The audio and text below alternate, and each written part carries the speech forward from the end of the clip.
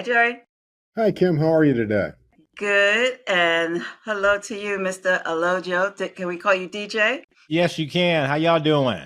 Good, Doing good. You know, well. we are just so excited to have you with us. We've been waiting for this moment and we knew we were expecting you. And I know that you're going to bring us a great show today because, we're all about smart strategies and helping others be able to build wealth and understand what their options are. And I know you have a lot to offer there.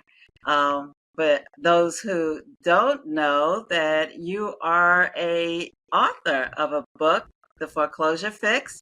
This is a must-read guide for distressed borrowers working through financial troubles and their homes. So I'm assuming you're going to help us with that today.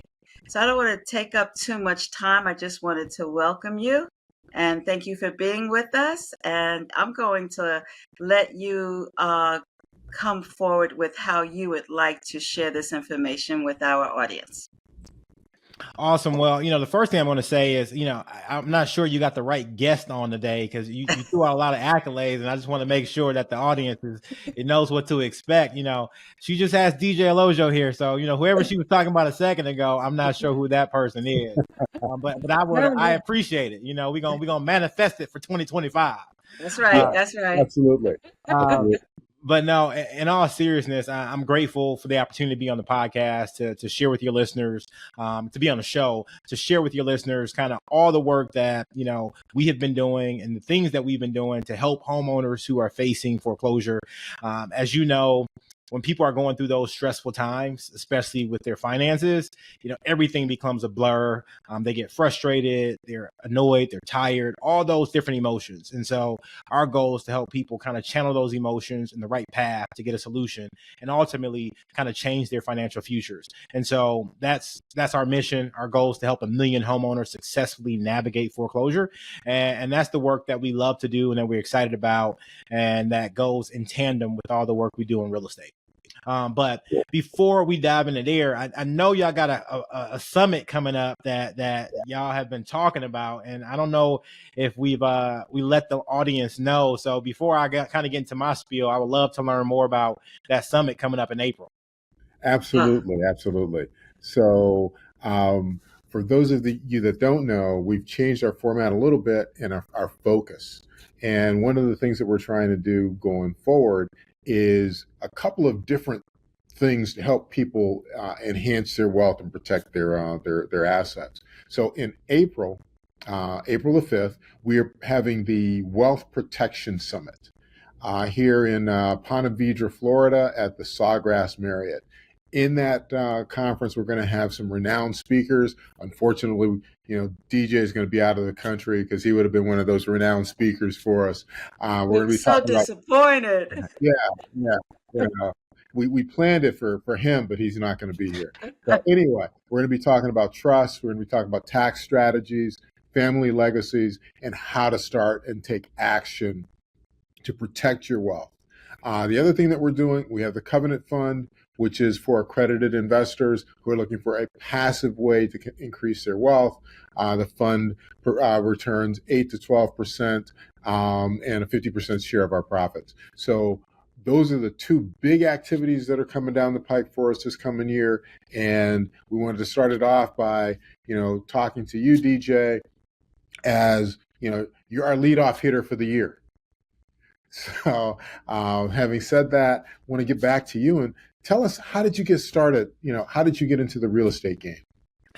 Well, that's a really good and interesting question because, both my parents are licensed real estate brokers. And so I've been around real estate my whole life in some way, shape, or form. Now, what I will say is that they've never done real estate the way in which I like to do real estate, meaning that, they do it the normal way of like, you want to buy a house? Well, we'll show you some houses. We'll help you buy that house. And for me, I never enjoyed that part of the real estate business. It gave me access, and I knew that's what they did to make a part of their income and supplement their income in addition to their 9-to-5s. But I was never excited about it, but I always knew about real estate as a vehicle and as a means. Fast forward, I'm out of college, first job in Atlanta, and it's the crisis. Everybody remembers back in that time frame, 2012 time frame, 2010 time frame, when it was just a very different environment. And me and a group of buddies from college said, hey, let's go try to buy a condo. And it was, 5 of us, and we were all fraternity brothers. And we said, let's go try to buy a condo. And that didn't work out because we got a property under contract, but one of the individuals, who was the only one who had a real job, because the rest of us were in grad school or, newly out of college, he was going to have to get the mortgage in his name, his personal name. And he spoke with his dad, and his dad said, that's a terrible idea. Why are you going to get a mortgage for 5 other people? And in hindsight, I think was good advice for him, but basically that never panned out. But one of the individuals who was in that same company kept going and found a way to buy a house. And so when I got back to Atlanta after relocating to a couple different cities, I said, hey, let's work together. And we worked together, and we started buying on the courthouse steps. And so, think about it, the bank, when they want your house and they were going to foreclosure here in Georgia, it's a non-judicial state. So basically you have to advertise for 4 weeks, and then they can go to the courthouse steps and auction off your property. So we started off kind of buying houses on the courthouse steps. And that was my first kind of real entry into the real estate investing world. And it's kind of grown from there.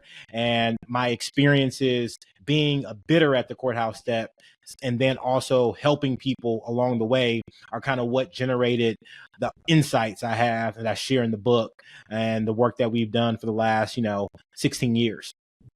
Wow. That's pretty interesting. And you've told me a couple of things that I didn't know about you. We've talked a lot, but I didn't know as much about, how you did really get started into this space. Let's take first of all, for our listeners, the book is called The Foreclosure Fix. And you'll see that I have little tabs on here. I actually did read it all the way through. Thank you, Jerry. I appreciate it. So one of the things that I want to talk about, your book says 12 proven steps to beat the bank. First of all, we're the bank. So what's that about? Okay. Well, I love you guys, Jerry. But at the end of the day, I think, in trouble. Look, I'm here for the homeowner. Like we're in trouble. I'm here for the homeowner, right? Okay. And I think the bank's gonna be okay, right? You know what I mean? But the title, obviously, I had a publisher and they helped me, and you got to make sure people are gonna pick up the book first of all. But the other part about that is really, I think when people are facing foreclosure, they look at it as an adversarial type of situation. It's the bank is trying to steal my house. They're trying to take this away from me. I've worked so hard for this, and now they're trying to, rip it out under my hands, and so I've invested my blood, sweat, and tears. And so beat the bank is really saying, hey, you control what happens here. The bank doesn't control what happens here. The bank does have a note and a mortgage on your property, and they are owed a certain amount of money. But if you have a ton of equity, you can still get out the equity that you have. You can still win in this scenario, but you have to choose to do something. And so beating the bank in this scenario is saying, hey, bank, I'm going to dictate what happens here, not you. And that's why I call it beat the bank. Okay. That makes a lot of sense. And you and I have talked about this on a number of occasions. One of the things that happens with us, and I'm sure it happens with you as well, when a borrower is in a distressed situation, they kind of go catatonic. Yeah. They stop talking to you. They kind of, and that's the worst thing I think that you can possibly do. Would you agree? I agree 100%. You have to communicate. Right. I got to go look in a dictionary to see what catatonic means, but from context clues, I think that, what you're saying is but basically they become like a deer in headlights. And that is a terrible thing to do when you're facing foreclosure. And the reason I say that is because the bank can't read your mind. And they are not in a situation where they're looking at your loan file or looking at a loan file and saying, hey, Mary, I want your house. Or, hey, Mary, I want this property. It's appreciated in value so much, and now it's time for us to, get the spoils. You are a line on a spreadsheet or in a database, and they don't really care if your name is Mary, Mo, Matt, Ben, whatever it is. All they care about is that you owe them money or you're not paying as agreed.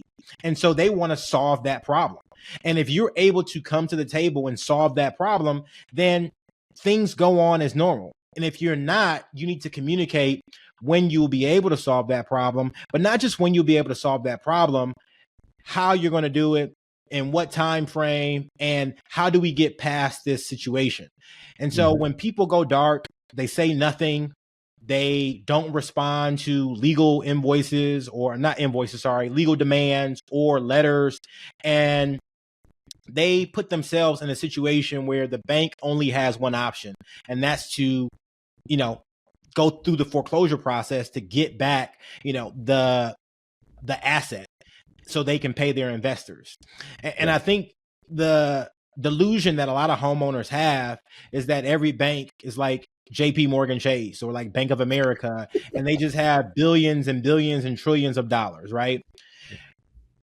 Every bank is not like that. Some banks are small mom and pop operations. Some banks are one individual. Some banks are just a small hedge fund where they're pooling funds from other people to say, we're going to get you a certain amount of return. And so when people are saying they want their money, when the bank is calling, they're not necessarily being malicious. They're just saying, hey, you signed a contract with me and I want you to perform on that contract. And if you are not able to perform on that contract, we need to amend or modify that contract to something that is mutually beneficial. And that's all they're saying. And so people who are out there and they're hearing, oh, the bank just wants my house, they're just trying to take this away from me. No, they want you to hold up to your end of the bargain. Agreed. Yeah, you said a couple of things there that I want to kind of explore a little bit. I think a lot of borrowers don't realize that the mortgage is truly just a contract. It's a contract that says, hey, if you loan me this money so I can buy this house, I'll pay you back over X amount of time, and, life goes on. I don't think a lot of people understand that it is a contract and it's a two-way street. You said some things there where, the borrower is in control. But when they go quiet, they kind of lose some of that control. And at least that's what I've seen. And my frustration in a lot of cases is that I call and we're trying to cut a deal so that the borrower stays in control, but they don't answer. So thinking about that, one of the things that you said in your book is the problem, it's my problem to fix. Can you talk a little bit more about fixing the problem? Yeah, so there's a couple things that homeowners need to do to fix the problem. I think first is that they got to take ownership that it's their problem to fix. And I reiterate that in my book numerous times because in my line of work, I talk to homeowners facing foreclosure quite frequently. And I have been for numerous years. And whether it's 12, 15, 16 years ago when I first started, or, yesterday, I hear the same exact excuses. I hear people pointing blame at somebody else. Well, it's my ex-husband, or it's my ex-wife, or my brother was supposed to pay the mortgage and he lost his job, or whatever else may be the case. But very rarely do people point the finger at themselves and say, well, it's my name on the mortgage. And regardless of who did me wrong or how they did me dirty or whatever else may be the case, I still have to solve the problem because I'm the one who's getting messed up credit. I'm the one who may have to file bankruptcy. I'm the one who's going to lose the place I live or the rental property I have or whatever else may be the case. And so understanding that you can engage other people to help you solve the problem, but you need to take ownership of the situation. That's the big thing, that the mind shift that people have to have when they're facing foreclosure to be able to get out of foreclosure and get to a better pace. Once you can say, this is my problem to solve, I own the problem, I can get help from people, but I have to make sure that I solve this problem, a lot of things begin to work in your favor. And that is the number one key ingredient, step, strategy, secret sauce, whatever you want to call it, in getting out of foreclosure. It's taking that ownership and saying that this is my problem to solve, and I am going to be the one to solve it. I can get help from various sources. There are people out there who want to help me, who will help me. But until I take ownership that this is my problem to solve, things never change. Gotcha. That makes sense. That makes a lot of sense. The other thing that you said, and I want to build on it as well. When you were talking about, the bank saying, well, you have all this equity and we want to take it back. What a lot of folks don't realize is that banks are in the business to make money lending money. They're not in the business of owning houses. I remember talking to one of my associates a while ago, and the foreclosure for a house actually came through, and he now had the keys to a house, and he's going, well, what do I do with this? Yeah. It's never happened before. I don't, it's like, what do I do with the house on the other side of the country? So as a bank, we really don't want the hassle of having to manage a house, to cut the grass, to make sure that the house is secure. And I think that's one of the myths that's floating around out there about why the banks will come after you. Again, it's a contract.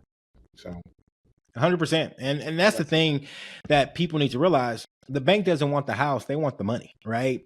The bank wants more money. and I think they're like everybody who wants more money, but the bank doesn't want the house. And the sooner people realize that them getting the house is a means to an end, they will much rather you continue to pay as agreed than to get that money back. That's the mindset shift that people need to have. Okay. I want to shift gears a little bit. You live in Atlanta.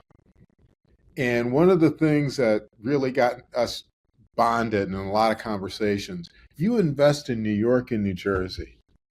Those are places that scare me, man. So why did you decide that New Jersey and New York are good places to invest? Well, I don't know if I decided that they were good places to invest or if they kind of picked me, right? It's one of those things where they are definitely challenging and difficult places to invest. And from a real property perspective, I don't invest there. So when I say real property, I'm not buying rentals there. I'm not trying to fix and flip there. You got to talk to some other folks who may be boots on the ground. But from a paper perspective, we do invest there. And I think there's a couple different reasons why we chose those places. One, I think that you can get a better discount. And so sometimes places that are fraught with more challenges and a longer timeline create an opportunity for you to get a better discount. And sometimes getting a better discount is better than paying more for the note, but then, getting that return faster.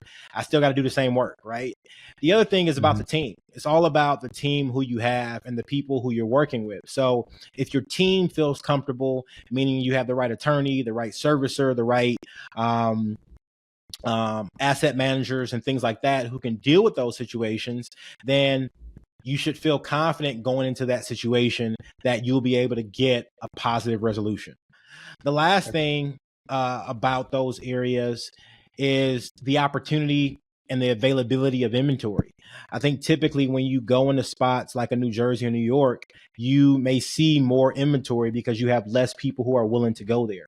And again, that goes back to the discount, but that always goes back to, can I create a sustainable model or business that works? And so when I looked at those three things, I said, hey, it's worth a shot. And if it doesn't work, and I've lost tons of money in New Jersey and New York, so I don't want to make it seem like it works every time, but we've also had some success. And so it's one of those things that is a part of our strategy. It's not the core of our strategy, but we have kind of been able to make some inroads there. Cool. You mentioned your team. How did you develop a team in that region? Trial and error. Everything from buying the right not the right opportunity. Basically, when I go into any market, and this is kind of in any type of business, and for the audience who not privy to kind of my background, I do numerous things on the residential real estate side. So we have a small fix and flip company that fix and flips in Atlanta, Georgia. We have a small rental portfolio.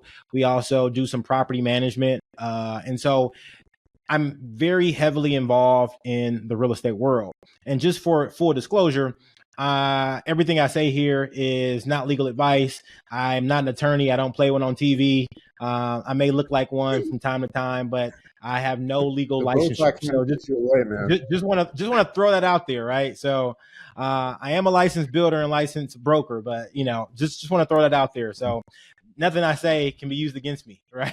So, but we play in those spaces, and then on the note side, we do invest in notes and do some asset management on that side as well. So we play heavily in real estate, in residential real estate, and so I always like to make that distinction too, because people say real estate, it could be commercial, but in residential real estate, and so I'm very, very familiar with residential real estate. I like it, I enjoy it. It's kind of my wheelhouse. I know it well, and so.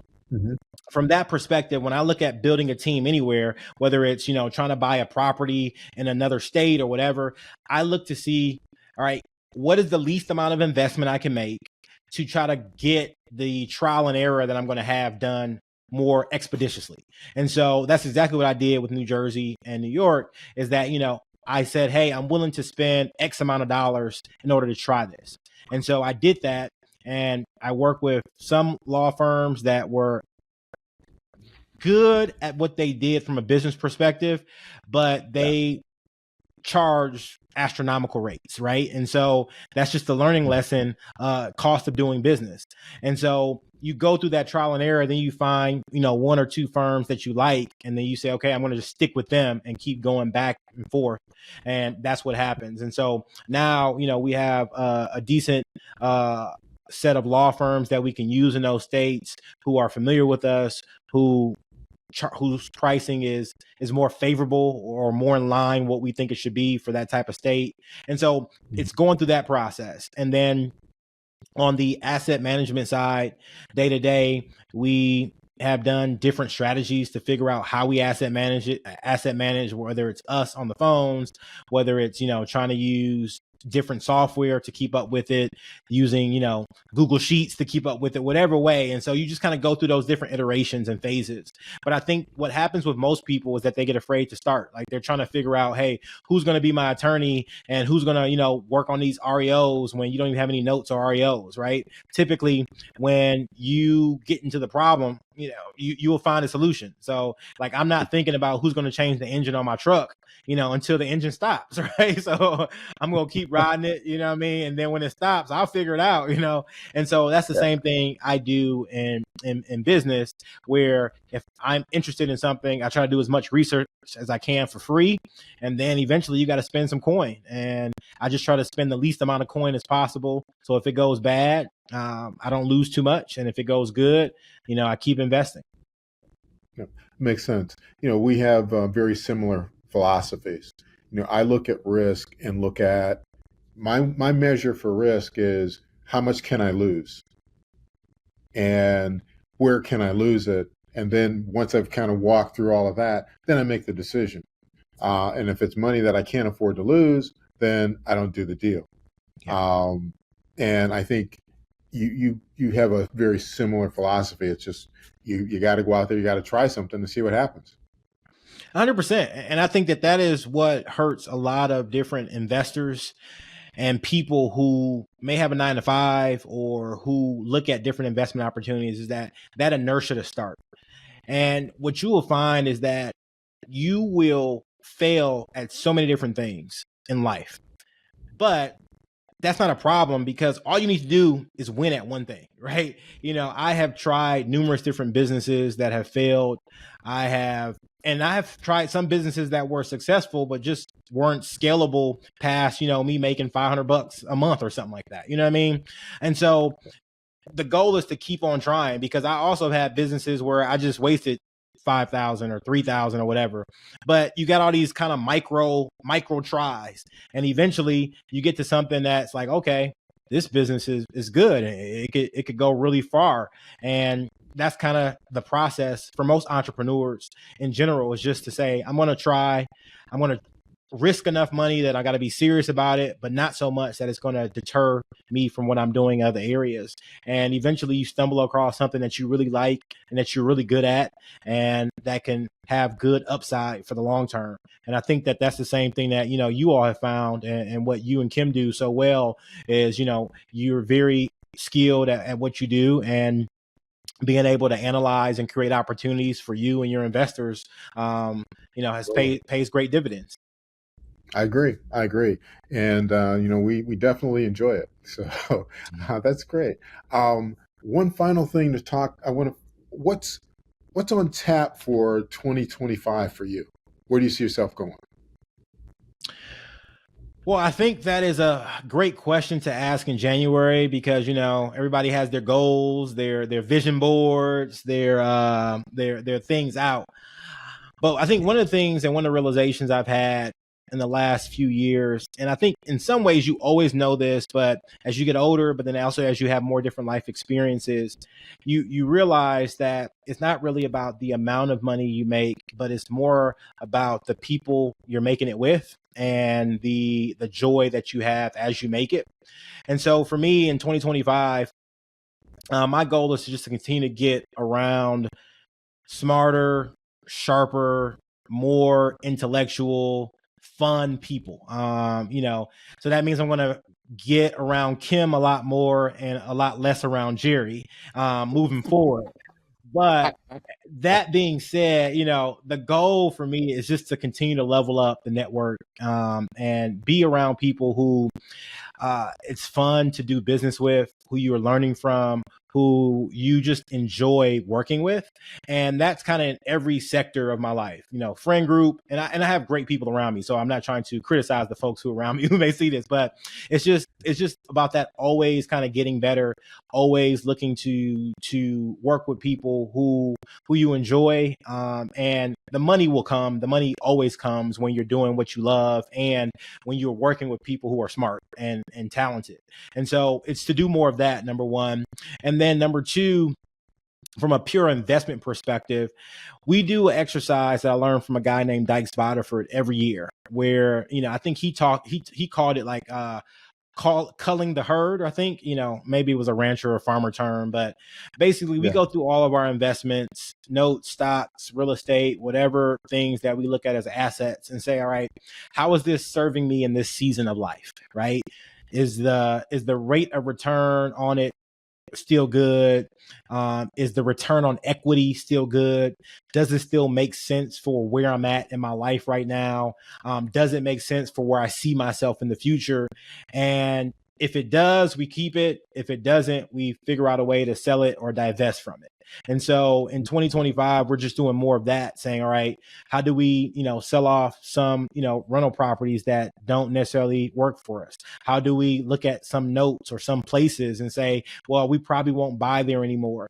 I'm really just assessing what we currently have going on, and then saying, all right, we'll now add more to it after we've already kind of leaned it out. And so it's just more about repositioning our portfolio and just moving in a direction that's up and to the right. So with both the people we work with and the assets we have. That's a great comment. I hadn't thought about that, but you're the second investor that I've talked to in the last month that's talked about the culling process and how they go back and do a deep dive into their portfolio and look at what's performing, what's under, and figure out what kind of an exit strategy do I want to have in that. So I applaud you. That's something that I hadn't really thought about a lot, but I think we'll probably start incorporating that into our situation as well. Well, I think, Jerry, for you, like, the process may be a little bit different because, with a bank account my size, the process takes minutes. With a bank account your size, it may take a couple years. And so I think that, for me, it's just, a 5-minute process and I'm good. But for you, it's just something that just takes significantly longer. And so I know that the mental bandwidth needed just may be so much more. Well, DJ, I'm going to tell you, one of my goals for 2025 is you and I are going to buy a note together. All right. I second that. Okay. New York or New Jersey. Well, you know, be brave about it. Be brave, you know, take advantage of the expertise. Yeah. Well, I do. It's now out on the internet. All right. It's going to go viral, and you know, I expect people to come back to me and say, you know, all right, so what did you and DJ buy? Okay, I got you. And so, you know, and you should be hearing the same thing. Absolutely. So we got some homework to do. Absolutely. So I want to thank you for taking the time. This has been wonderful. It's been a long time coming. I really do want to make sure that we buy some stuff together, and I really want to thank you for being able to share the information that you have about the note business, about foreclosures, and for the folks on the call, please go out, go to Amazon, buy the Foreclosure Fix. For those note investors that are on the call, one of the things that DJ and I talked about is I'm sending this out to some of my delinquent borrowers, because even though it says proven steps to beat the bank, it's something that folks really need to understand when they're dealing with this, so that There's some great inspirational gems in there to give insight and know what to do next, especially when you said like you're in that state of mind of being in a fog or caught in headlights. You know, it's really an opportunity to help you get through that moment and get on the other side in a more positive way when you find yourself in that situation. Absolutely. And, you know, for your listeners who are both homeowners who may be facing foreclosure, but then also note investors or investors in general who may deal with, you know, people who are facing foreclosure, there's a couple kind of resources out there in addition to the book that are free, right? One, if you go to the foreclosurefix.com website, there's some free resources out there for homeowners facing foreclosure. But then number two, and again, this is all self-serving because I use these things for the homeowners who I'm trying to help as well. And then for the homeowners who I'm buying houses from here locally in Georgia to help them when they're in their foreclosure situation. But we have a podcast called the Foreclosure Fix. We were doing weekly podcasts, you know, up until this year. And now we're going to kind of more of a monthly format. But we have a repository of foreclosure topics and everything from like bankruptcy to what the bank thinks. All these topics we talk about in the book in kind of bite-sized podcast segments. And then we also have the one and only Jerry Sanders on a podcast, so you can go back and look at that podcast to hear his take. But we have other investors who talk about their experience. And the reason why I'm pubbing that is because oftentimes you may be in a situation where you're dealing with a borrower who thinks you're nefarious, who thinks that what you're saying to them is not true. And sometimes hearing it from a different perspective, hearing it from someone who has no skin in the game helps ease them and helps them understand like, okay, what you're saying is true, right? And so sometimes sending a borrower a podcast or saying, hey, you said you're thinking about bankruptcy. Well, here are the pros and cons of bankruptcy from a third party who doesn't have any skin in the game.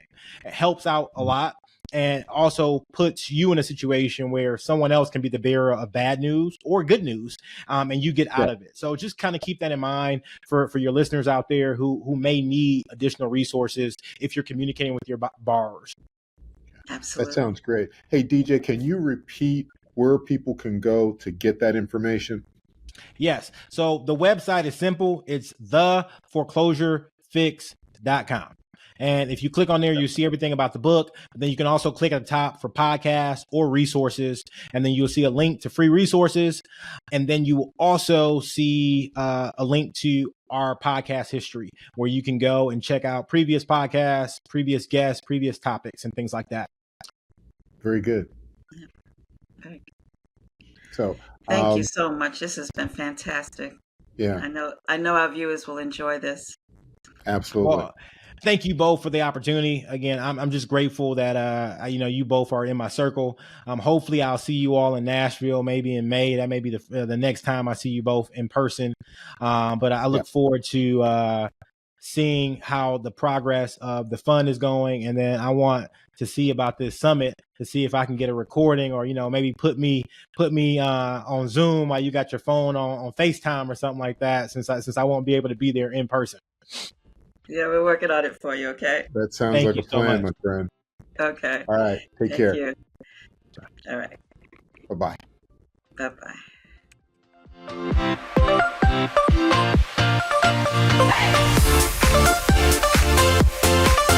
Hey!